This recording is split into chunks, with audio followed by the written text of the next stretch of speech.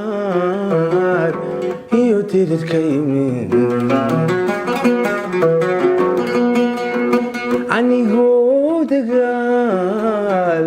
doodiyoolaan iyo tirirka yimid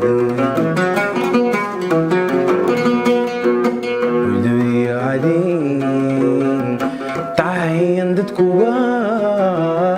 u dulqaadan karin